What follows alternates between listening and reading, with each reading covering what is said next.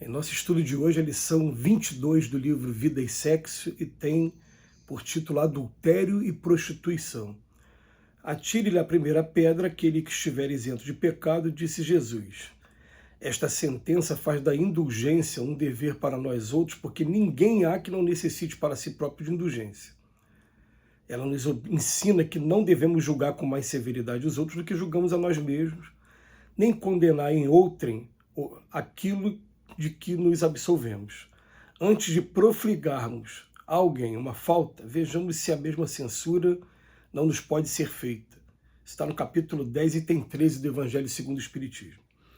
É curioso notar que Jesus, em se tratando de faltas e quedas nos domínios do espírito, haja escolhido aquela da mulher em falhas de sexo para pronunciar a inovidável sentença: aquele que estiver isento de pecado, que atire a primeira pedra. Dir-se-ia que no rol das defecções, deserções, fraquezas e delitos do mundo, os problemas afetivos se mostram de tal modo encravados no ser humano que pessoa alguma na Terra haja escapado no cardume das existências consecutivas aos chamados erros do amor. Penetre cada um de nós os recessos da própria alma e se consegue apresentar comportamento irrepreensível no imediatismo da vida prática entre os dias que correm, indague-se com sinceridade quanto às próprias tendências.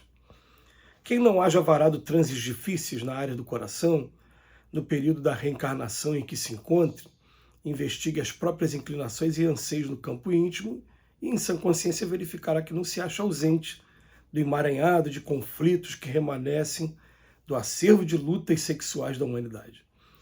Desses embates multimilenares restam ainda por feridas sangrentas no organismo da coletividade o adultério, que de futuro será classificado na patologia das doenças da alma, extinguindo-se por fim com um remédio adequado, e a prostituição, que reúne em si homens e mulheres que se entregam às relações sexuais mediante paga, estabelecendo mercados afetivos.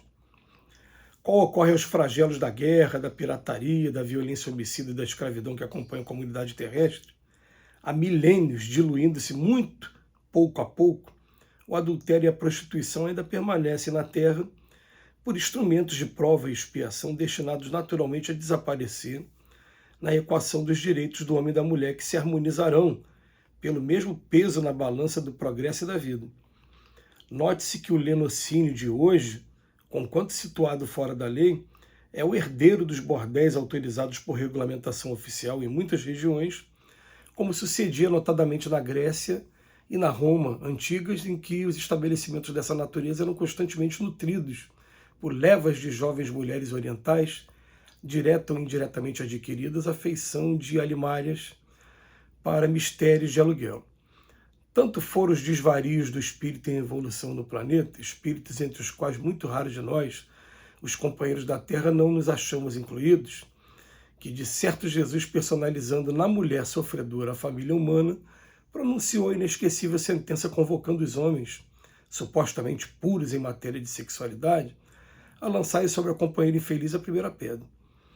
Evidentemente, o mundo avança para mais elevadas condições de existência. Fenômenos de transição explodem aqui e ali, comunicando renovação. E com semelhantes ocorrências, surge para as nações o problema da educação espiritual, para que a educação do sexo não se faça irrisão com palavras brilhantes, mascarando a licenciosidade. Quando cada criatura for respeitada em seu foro íntimo, para que o amor se consagre por vínculo divino, muito mais de alma para alma que de corpo para corpo, com a dignidade do trabalho e do aperfeiçoamento pessoal luzindo na presença de cada uma, então os conceitos de adultério e prostituição se farão distanciados do cotidiano, uma vez que a compreensão apaziguará o coração humano e a chamada desventura afetiva não terá razão de ser. E para falar desses dois temas, eu vou contar uma história aqui que eu já contei algumas vezes, eu conto sempre que eu tenho oportunidade, porque foi uma história que marcou a minha vida.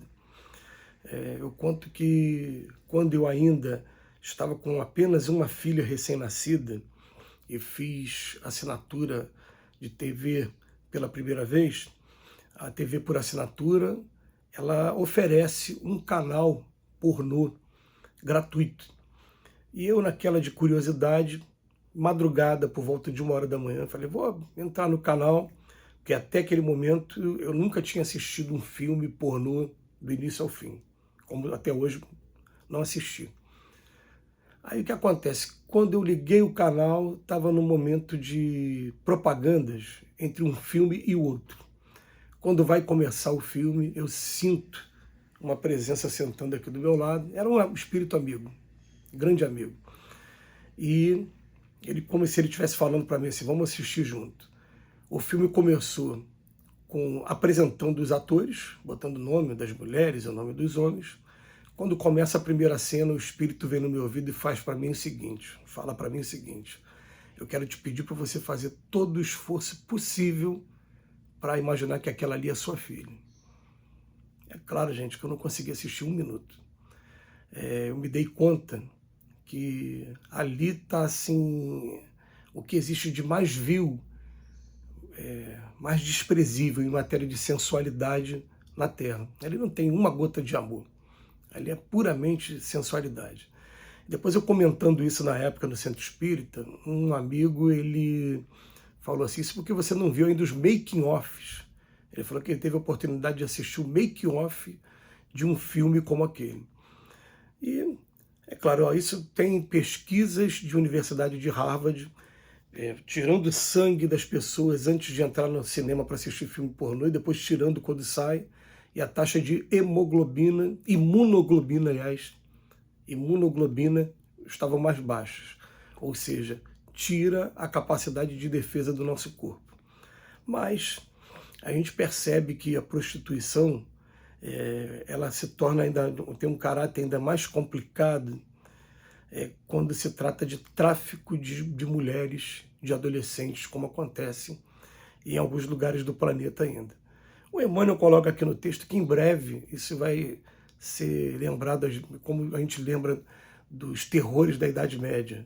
E a gente espera que isso aconteça o mais breve possível, porque ali, junto com aquelas mulheres e até homens nos dias de hoje, existem pais encarnados e existem amigos desencarnados também, procurando fazer de tudo para ajudar aquela pessoa que está passando por todo aquele problema, se envolvendo com várias pessoas, violentando o próprio corpo, de maneira que a gente espera que um dia isso termine.